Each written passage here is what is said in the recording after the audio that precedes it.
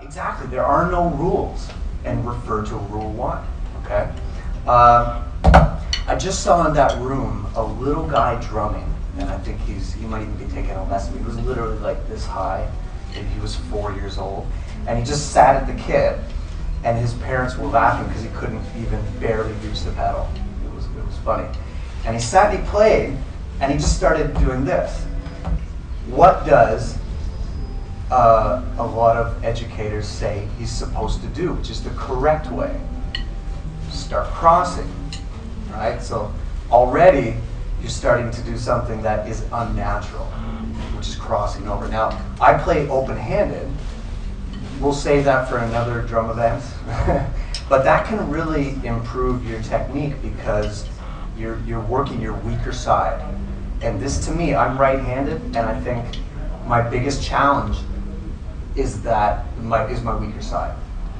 And my teacher, Dom, he said, in your life, try to challenge your weaker side in things that you do. So if you're on a computer, use your mouse on the left-hand side.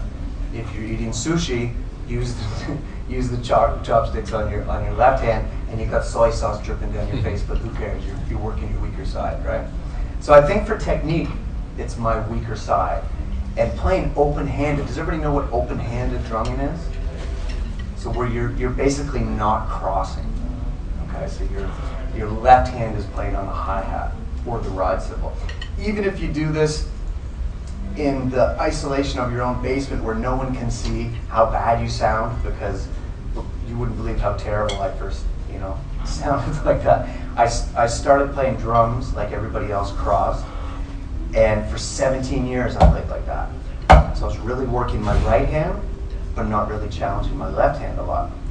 And when I started playing open, oh my gosh, it was tough for a while, and I kept at it, and the technique of my left hand started to improve. So that's a great way to improve your weaker side, and even in life, try to challenge your weaker hand. But that's open-handed. We'll save that for another event. But I'm thinking of the word technique, which is how you do something.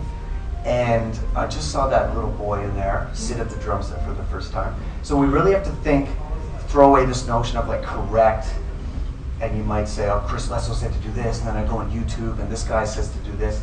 It's really just a means to an end. So if you play like Stevie Wonder and you're holding the sticks like this, does everybody know that Stevie Wonder plays drums on all his songs? Isn't that cool? He's got just a magical groove. So if you play the drums even like this on your armpits, and somehow that's working for you, that is perfect technique. Okay, so I'm not going to come up here saying this is the correct way, this is perfect technique, this is right, this is wrong. We're going to forget that. My goal today, though, is just to give you some tips to get out of your own way and become more of who you are. And open-handed is a great starting point for that.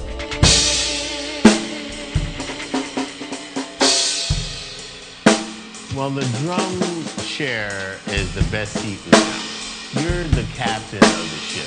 You can actually dictate the tempo of the evening. You can do all kinds of stuff. I look out at the audience. If the audience isn't grooving, I know something's wrong. I will shift the tempo.